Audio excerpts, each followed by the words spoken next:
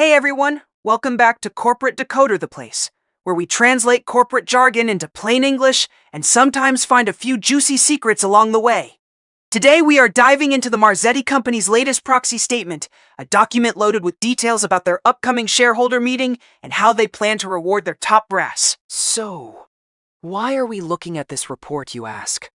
Well, this is essentially the Marzetti Company's official notice to shareholders about what is on the ballot for their annual meeting and how they are spending company money on executive compensation. Think of it as a peek behind the curtain at the decisions being made at the very top. First off, they are asking shareholders to vote on electing 4 directors. These are the folks who guide the company. Then there is a vote on approving the compensation of their named executive officers by non-binding vote. This is the part most people find really interesting, and we will definitely dig into this. They are also asking for approval of their 2025 Omnibus Incentive Plan, a plan that details how they give out stock awards.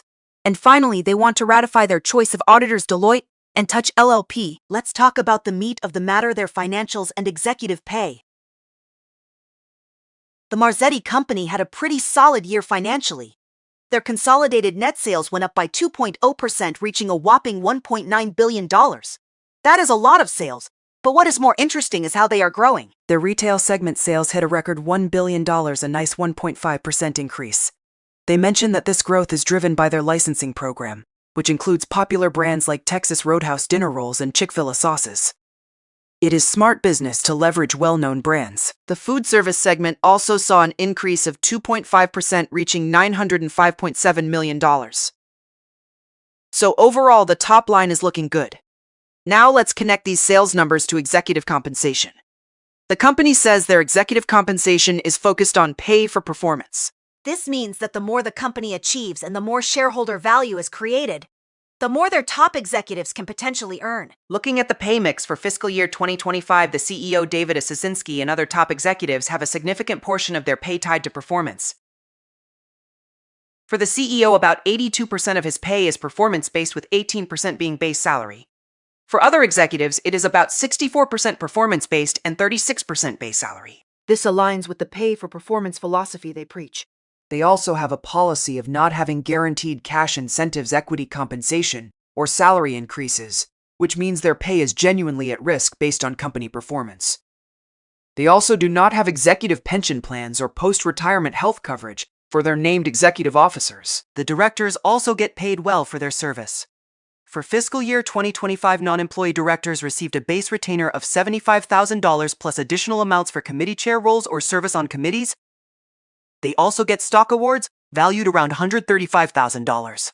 It is a mix of cash and stock to ensure they are invested in the company's long-term success. Let's look at some actual numbers from the 2025 summary compensation table. David Accession, the president and CEO, earned a total of $5.4 million in fiscal year 2025. Thomas K. Pigott, the chief financial officer, earned about $2 million. Kristen J. Bird, president of the food service division, earned around $1.4 million. These are substantial amounts and reflect the performance-based structure we discussed. Now here is where things get really interesting, the pay versus performance section.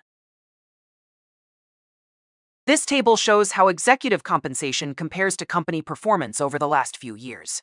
It is a bit complex, but essentially it tries to show if the pay is truly linked to the shareholder returns and financial results. For fiscal year 2025, the compensation actually paid to the CEO was around $4.1 million. For other non-CEO executives, it averaged about $1.3 million. When you look at total shareholder return, the company's picture is a bit mixed. While their own TSR shows growth over the years, their peer group TSR in 2025 was actually higher. This means that while Marzetti shareholders did okay, other companies in the same industry might have done even better. Let's touch on the 2025 Omnibus Incentive Plan. This is basically a stock award plan designed to attract and retain key talent. They are asking shareholders to approve it because their current plan expires soon. The plan allows them to grant options, restricted stock, and other stock-based awards. The total number of shares available under this new plan is 1.5 million shares. Finally, they are asking to ratify Deloitte and Touch LLP as their independent auditors. They have used them since 1961, so it is a long-standing relationship. The fees for these audit services were about $1.9 million for 2025. Overall, the Marzetti Company seems financially healthy with increasing sales and a clear strategy. Their executive pay is strongly tied to company performance, which is a good sign for shareholders. However, some of their performance metrics, like their competitors' total shareholder return, suggest there might be room for improvement to truly outperform the market. The new incentive plan is a standard tool for attracting talent, but shareholders will want to keep an eye on its dilution effects. That is our deep dive into the Marzetti company's proxy filing. What are your thoughts on their executive compensation and performance metrics? Drop your analysis in the comments below. If you found this breakdown useful, hit that like button and subscribe for more corporate insights. And make sure to join our Discord community linked in the description. Thanks for watching, and we will see you in the next one.